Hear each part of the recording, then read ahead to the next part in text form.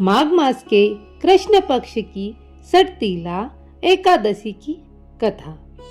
एक समय दालभ्य ऋषि ने पुलस्त्य ऋषि से पूछा कि मनुष्य मृत्यु लोक में लोभ, असत्य भाषण, अनाचार, दूसरे के धन की चोरी, दूसरे की उन्नति देखकर ईर्ष्या आदि महापाप करते हैं, परंतु फिर भी उन सबको नरक प्राप्त नहीं होता है।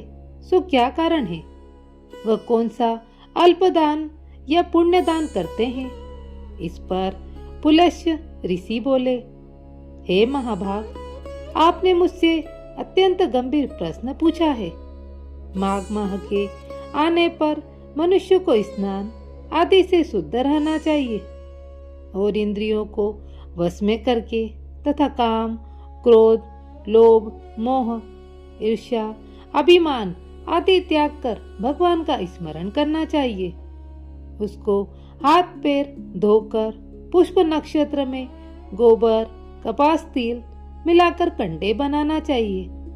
उन कंडों से 108 बार हवन करे और यदि उस दिन मूल नक्षत्र हो या द्वादशी हो तो नियम से रहे।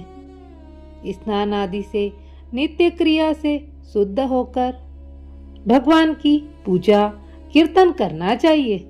एकादशी के दिन व्रत और रात्रि को जागरण तथा हवन करना चाहिए।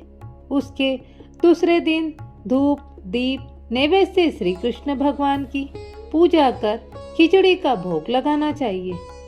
उनको पेठा, नारियल, सीताफल या सुपारी सहित हरद देना चाहिए और फिर उनकी स्तुति करना चाहिए। हे भगवान, आप अशरणों को शरण देने वाले हैं। आप संसार में डूबे हुए का उद्धार कीजिए। हे पुंडरीकाक्ष, हे कमल नेत्रधारी, हे विश्व भगवान, हे जगत गुरु, आप लक्ष्मी सहित मेरे इस तुच्छ अर्घ को स्वीकार कीजिए। ऐसा निवेदन कर दान और भोजन में तिल का स्थान श्रेष्ठ रखे। अतः मनुष्य को तिल का दान करना चाहिए। तिल स्नान, तिल का उपटन, तिल का हवन, तिलोदक, तिल का भोजन, तिल का दान, यह सब सटतीला कहलाती है। इनके ग्रहण करने से अनेक प्रकार के पाप नष्ट हो जाते हैं। इसी प्रकार नारद जी के पूछने पर श्री कृष्ण भगवान बोले, हे नारद, प्राचीन काल में मृत्यु लोक में एक ब्राह्मणी थी। वह सदैव व्रत किया करती थी।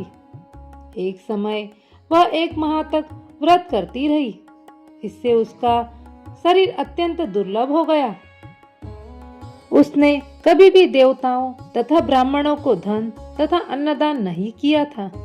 इस प्रकार मैंने सोचा कि इस ब्राह्मणी ने व्रत आदि से अपना शरीर शुद्ध तो कर लिया है, जिससे इसे वैष्णव लोक तो मिल जाएगा, परंतु उसने कभी अन्नदान नहीं किया। इससे इसकी तृप्ति होना कठिन है। ऐसा सोचकर मैं मृत्यु लोक में गया और उस ब्राह्मणी से अन्न मांगा। उसने मुझे न देकर मिट्टी का पिंड दिया। मैं उसे लेकर स्वर्ग लौट आया। कुछ समय बीतने पर ब्राह्मणी भी शरीर त्याग कर स्वर्ग आई।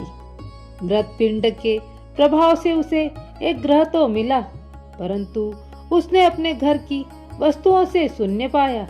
वह मेरे पास आई और बोली, हे भगवान, मैंने तो अनेक व्रत आदि से आपकी पूजा की है, परंतु फिर भी मेरा घर वस्तुओं से शून्य है।